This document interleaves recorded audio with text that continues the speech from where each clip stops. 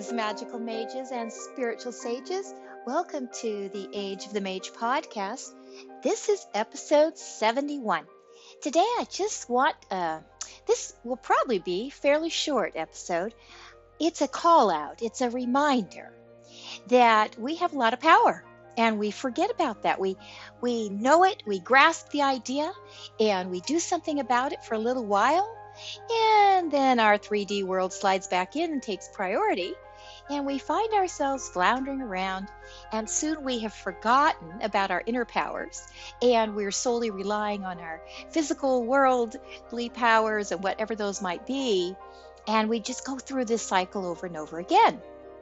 And as I was looking through videos myself today about the state of the world and seeing how many thousands of views certain videos are getting, and it's understandable, I am watching the same videos myself, truthers and alternate theories and marvelous channels, and the world's just full of people revealing such interesting information and keeping us up to date and attempting to shed light on the issues that are at hand.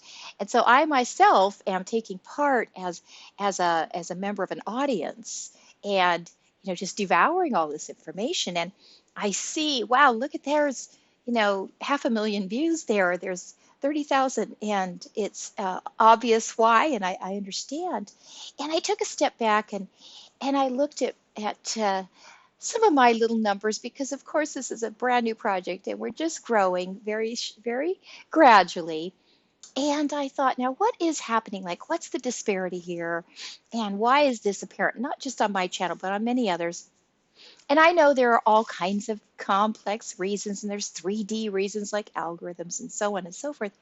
But I got thinking about it, and it occurred to me one thing that happens is this cycle that we all go through between, we just naturally feel, because we're in a 3D world, because we're in a physical dimension, we have learned to rely so heavily on our five senses and on those things that we can bring about by directly, interacting with our 3D world.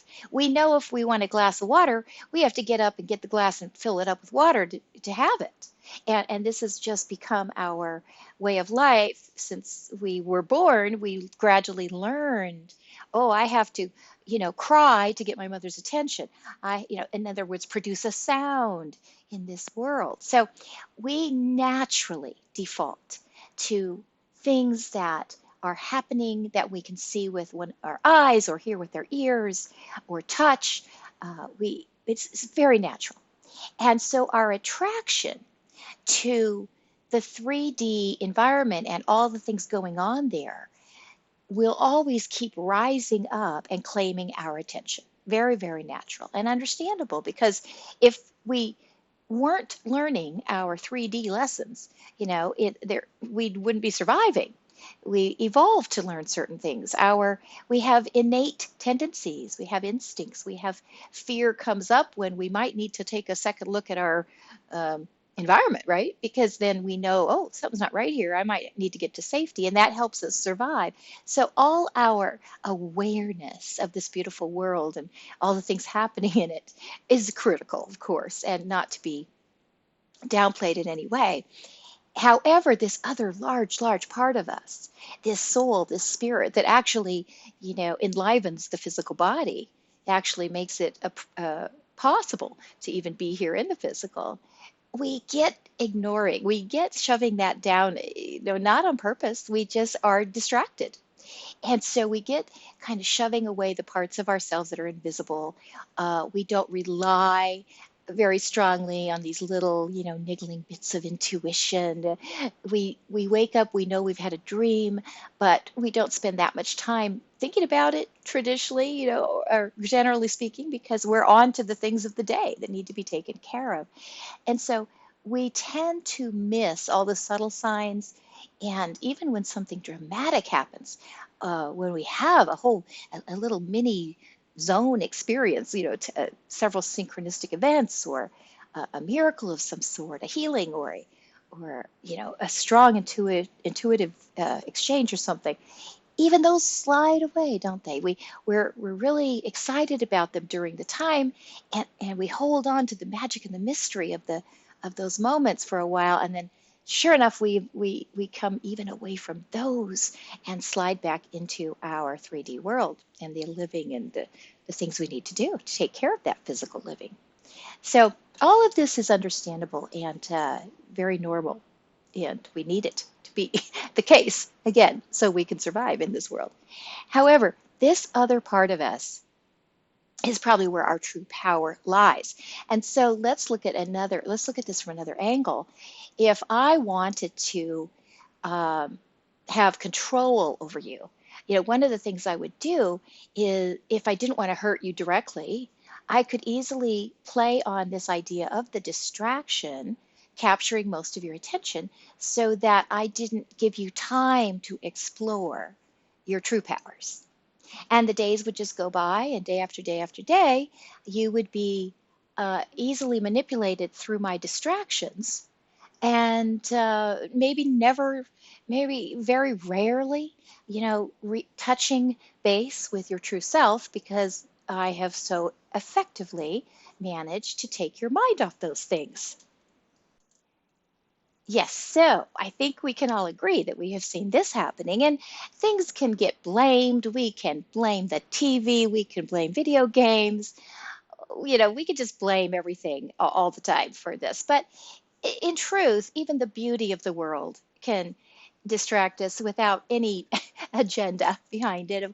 So it's not that hard to just overlay an agenda and play with that natural tendency we have, and soon we have a really true uh, invasive kind of oh, overlay hanging on us and really uh, providing a way for the enemy, so to speak, to keep us from our knowledge and our power. All right, so this happens, and as I was again looking at all the videos and looking at how things broke down, I was seeing this that my goodness, if we knew how powerful getting in touch with those parts of ourselves really, really, truly are, we would see different kinds of numbers. We would see different kinds of data.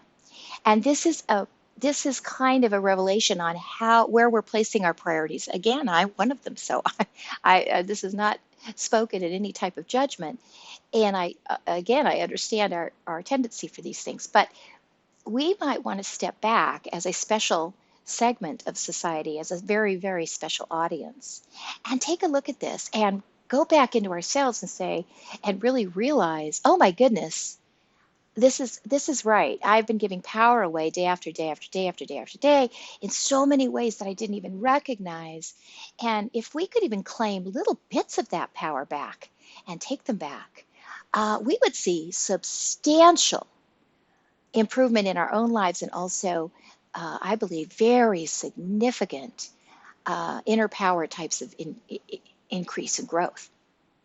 So I want to say that I can go back to my vision that I had, 23, 24 years ago now. And when the bottom line of that whole thing was, hey, your world's going to need help someday, and it's going to be the mages, the magicians, and the spirits, the spiritual people, and the telepaths, and the psychics, and the channel. It's going to be that group that saves your world.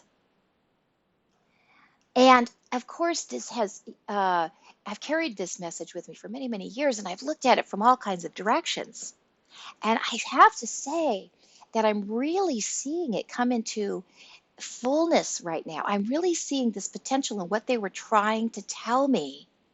I think it's finally dawning on me how true that message was. But we have to claim that power. So I have the belief that many of the things we see taking place on our world is actually are things that are actually derived from deep magical and spiritual entities, powers, non-humans, all kinds of things. I think there's more to this than we know. Some of us are aware of that, but for the majority of people, I think the things, you know, transpiring right now have many layers to them and are multidimensional. And we mostly see the three-dimensional effects and outcomes.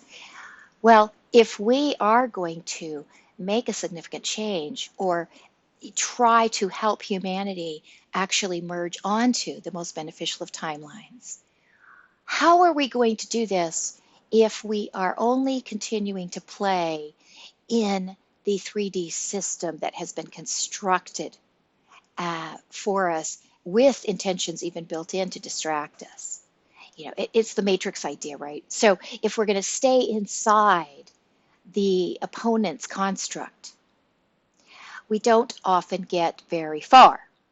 For example, in the Hunger Games, these young people had to battle it out in a very specific kind of construct, a physical dome, and all those things that happened to them inside that dome.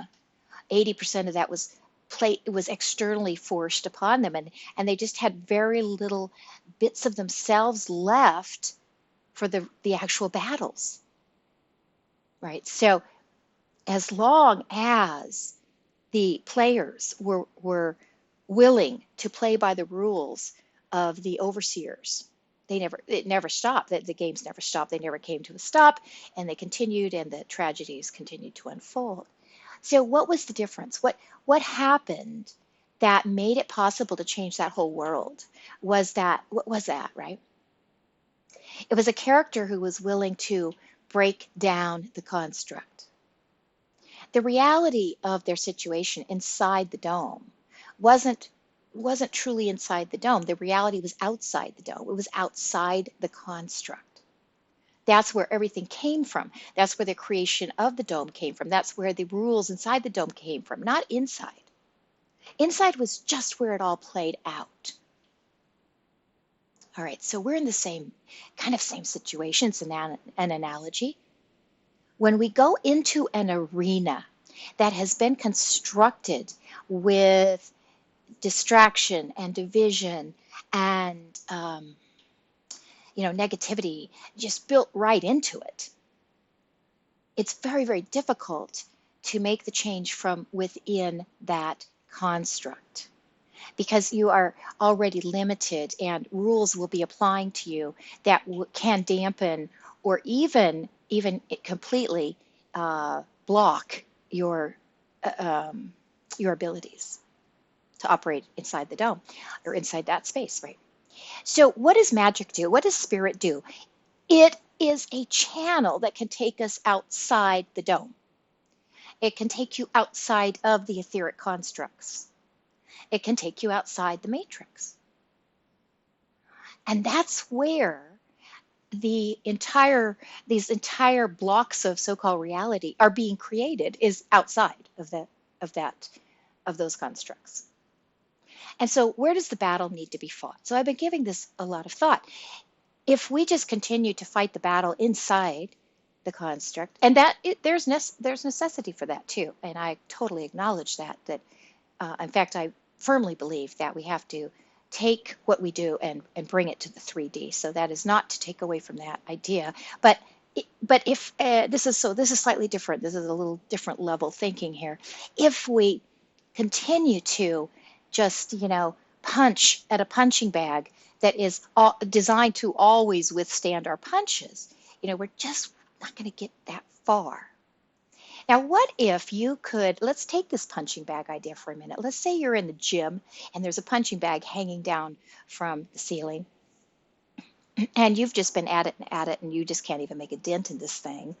And suddenly you leave your body and you rise up to the ceiling, and you see that there are some loose screws in the bolt, in the frame, this iron thing that's holding the punching bag in its position to begin with. It's up there on this beam, and you say, whoa, I can suddenly see that there is a weakness in this punching bag, but it's not down here at the level that I am with my hands punching at it. It's up here, it's above. I could really get rid of this whole punching bag thing if I would just loosen those screws. It'll fall right down and crash to the floor. And it won't be very effective while it's down there as my swinging punching bag anymore. And so you go ahead and you unscrew those screws, and of course the thing falls down, and you rejoin your body, and you say, "There, I finally defeated you." Yes, you went around you went outside the box to do it, right? But it happened. Okay, so this is kind of a little story that illustrates how I think mages, and we are in the age of the mage. This is the time to do this. Why I think how we have to start looking at things and claim our power and realize what tremendous power we truly have, and start looking at things we would like to see changed, or if we're working for the light and we want this beneficial timeline to come to pass. I think we need to use our magic and use our spirit and claim it to go outside the box and do some unraveling, or whatever type of magic appeals to you. Again, we talked about the 9 magical archetypes, and this is kind of where it comes into play. So let's go back to my first idea about where our attention goes. If you truly knew inside yourself that you have this kind of power, wouldn't we all, if we knew this, wouldn't we all be looking for training? Wouldn't we all be looking for those who could help us expand these powers? Wouldn't we all be coming together so that we could multiply our individual powers exponentially by teaming up with 2 or 3 friends? Wouldn't we? But we're kept so busy running around like little rats in a maze that, unfortunately, we forget that we have this power. And we join the masses of people, perhaps with more discretion, perhaps with more intuition, perhaps having more integrity than some, and yet we still join them in our search for truth within the dome, underneath the dome, within the construct, within the matrix. And we forget that our power, where we will truly make a difference, is outside of the matrix. I want to leave this thought with you today. I just want us to give some time, some consideration to this. Maybe each one of us reassess and see, how much do we really believe we have this power? I mean, we might say we do, we might put words to it, we might sometimes intellectually feel like, yeah, I agree, I've got that. But do we know? And what if we don't know? What's keeping us from knowing? Because once we know, we will be unstoppable. Do you know that? Do you realize that? Because that's what they don't want you to know, that you can be unstoppable. Thank you so much for listening. I'll return soon, and I will say goodbye for now.